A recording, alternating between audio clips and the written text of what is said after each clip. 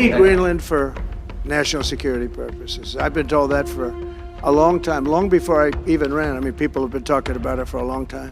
NATO ও পরাশক্তির Russia কয়েক দশক ধরেই একে অপরের ক্ষমতা খর্ব করতে নানা প্রচেষ্টা চালিয়ে যাচ্ছে। 4 বছর ধরে চলা ইউক্রেন যুদ্ধে ইউরোপের দেশগুলো সর্বশক্তি দিয়ে চেষ্টা করছে মস্কোর শক্তি খর্ব করতে। তবে রাশিয়াকে ভাঙতে চাওয়া এই সামরিক জোট এখন ট্রাম্পের গ্রিনল্যান্ড দখলের হুমকিতে নিজেই ভাঙনের মুখে। রাশিয়ার হাত থেকে রক্ষায় জোট করা পশ্চিম ইউরোপ এখন আমেরিকার মুখোমুখি। গত কয়েক সপ্তাহ ধরেই গ্রিনল্যান্ড অধিগ্রহণে আমেরিকা ও ইউরোপের মধ্যে উত্তপ্ত বাক্য বিনিময় চলছে।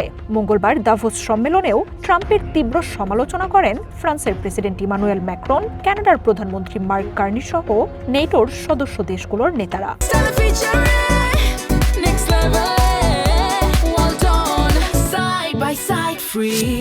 গ্রিনল্যান্ডের সামরিক মহড়া আয়োজনের কথা জানিয়েছে ফ্রান্স। ইউরোপের দেশগুলো অঞ্চলটিতে বাড়তি সেনা মোতায়েন করছে। আমেরিকার সহযোগিতা ও জোটের বিষয়ে বিকল্প ভাবার আহ্বান জানাচ্ছে দেশগুলোর বিরোধী রাজনীতিকরা। ডেনমার্ক ও ইউরোপিয়ান ইউনিয়নের অংশ গ্রিনল্যান্ডের ওপর আমেরিকার যে কোনো আগ্রাসন নেটোকে বিলুপ্ত করে দেবে বলেও হুঁশিয়ার করছে জোটের সদস্য দেশগুলো।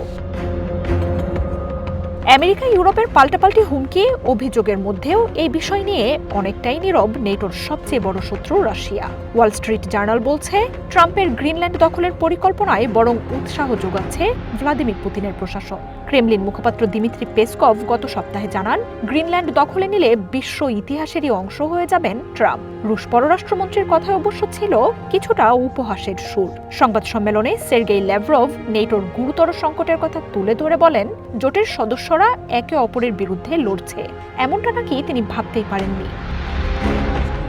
ল্যাভরভ জানান, পরিস্থিতির ওপর গভীরভাবে নজর রাখা হচ্ছে। তবে রাশিয়ার গ্রিনল্যান্ড দখলের পরিকল্পনা রুখতে এই অঞ্চলটি অধিগ্রহণ করতে চান ট্রাম্পের এমন দাবি নাকচ করে দিয়েছে দেশটি। অঞ্চলটি দখলে নিতে ট্রাম্পকে শুভকামনা জানিয়ে ল্যাভরভ বলেন, রাশিয়ার জন্য ক্রাইমিয়া যেমন গুরুত্বপূর্ণ, আমেরিকার জন্য গ্রিনল্যান্ড তেমনটাই। রাশিয়ার সাথে যুদ্ধে ইউক্রেনের সহায়তায় ইউরোপ কারণ হিসেবে ব্যবহার করেছে ক্রাইমিয়াকে। পশ্চিমা নেতাদের দাবি, ইউক্রেনের পর অন্য দেশগুলোর দিকেও হাত বাড়াতে পারেন পুতিন। তবে জোটের সদস্য আমেরিকার ইউরোপ দখলের পরিকল্পনা হতবাক করে দিয়েছে তাদের।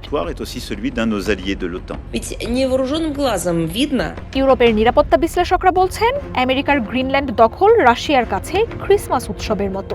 এমনটা হলে দ্বিতীয় বিশ্বযুদ্ধের পর বিশ্বের সামরিক শক্তির ভারসাম্য রাখা নেটো ভেঙে পড়বে। ইউরোপের ছোট বড় বহু দেশ এই জোটের উপর নির্ভরশীল ছিল, কিন্তু আমেরিকার পদক্ষেপের পর সাবেক সোভিয়েত ইউনিয়নভুক্ত দেশগুলোতে রাশিয়ার আগ্রাসনের পথে আর কোনো বাধা থাকবে না। মার্জিয়া উপমা, ওয়ান ইন্টারন্যাশনাল ডেস্ক।